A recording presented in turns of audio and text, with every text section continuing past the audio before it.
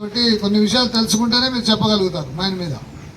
అది ఏంటంటే ఒక 5th కేటగిరీ కోల్కట్టలో ఉన్నాడు. ఆయన 5th కేటగిరీ 2015లో వచ్చింది అనుకున్నాం. ఆయనకేమైంది 5th వస్తుంది, తర్వాత 7 సంవత్సరాలకి 6th వస్తుంది. ఇప్పుడు ఆయన 6th ఉంటాడు. ఆయన బేసిక్ ఎక్కడో 3800 4000 బేసిక్ ఉంటుంది ఆయనది. అయితే రేపు ఆయన జనరల్ మజదూర్ తీసుకున్నాడు అనుకో, ఆయనకేం చేస్తారు, ఆయనకు 1st కేటగిరీ స్టార్టింగ్ బేసిక్ ఇస్తారు. ఇచ్చి దాని మీద ఆయన 2015లో కోల్కట్టా అయ్యాడు కదా, 15 నుంచి 24 వరకు ఆయనకి ఎన్ని ఇంక్రిమెంట్లు వస్తాయి, యాన్యువల్ ఇంక్రిమెంట్లు 9 వచ్చినాయి అనుకుందాం. ఆ 1st కేటగిరీ మీద 9 ఇంక్రిమెంట్లు లెక్క కడతారు.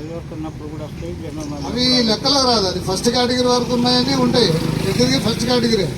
ఈ ప్రమోషన్ వచ్చిన తర్వాత ఆయనకు తేడా ఉంటుంది కదా, కాబట్టి దాని మీద స్టార్టింగ్ బేసిక్ మీద 3%, దాని మీద మళ్ళీ 3%, ఇది 9 సంవత్సరాలు అట్లా అక్యుములేట్ చేసుకుంటూ వచ్చి ఇప్పటికీ ఇచ్చేస్తారు. అంటే సుమారు ఒక 400-500 నుంచి మొదలుపెట్టి బాగా సీనియర్లకు అయితే 1000 రూపాయలకు కూడా తగ్గింది బేసిక్, 1000-1200 కూడా. అందుకనే మనం ఏం చెబుతున్నామంటే బాగా సీనియర్ కార్మికులు దీనికి పెట్టుకోకూడదు.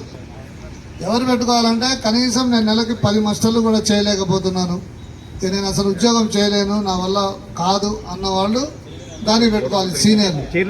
ఇంకా 2-3 సంవత్సరాలకి ఉంది రిటైర్మెంట్ అన్నోళ్ళు అసలు పెట్టుకోవద్దు. ఎందుకంటే వాడు బేసిక్ తగ్గితే రిటైర్ అయిన తర్వాత వాళ్ళకి పెన్షన్ బాగా తగ్గింది, దాని మీద బేసిక్ మీదే క్యాలిక్యులేట్ చేస్తారు కాబట్టి పెట్టుకోవద్దు. అవసరమైతే 15-20 మస్తర్లు చేసుకుంటూ సంవత్సరానికి 150-200 మస్తర్ల లోపల చేసుకుంటే ఏం కాదు. అది దాన్ని కొద్దిగా గమనించాలని మీరు సీనియర్లకు చెప్పాలి. ఇక తప్పదు, నేను ఎదురుకి చేయలేను అంటాను.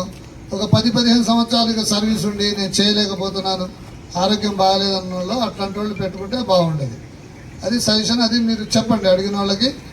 అది చెప్తే వాళ్ళు కూడా కొద్దిగా అర్థం చేసుకుంటారు. ఇక తర్వాత దాంట్లో ఎటువంటి అవకతవకలు జరగవు. మనం ఎట్టి పరిస్థితుల్లో దాంట్లో ఏమి రికమెండేషన్లు దేన్ని అలౌ చేయం. వాళ్ళు సిస్టమేటిక్గా రూల్ ప్రకారం ఏదైతే రావాలో దాని ప్రకారమే యాజమాన్యాన్ని ఇమ్మని చెప్పి దాని ప్రకారమే వస్తుంది.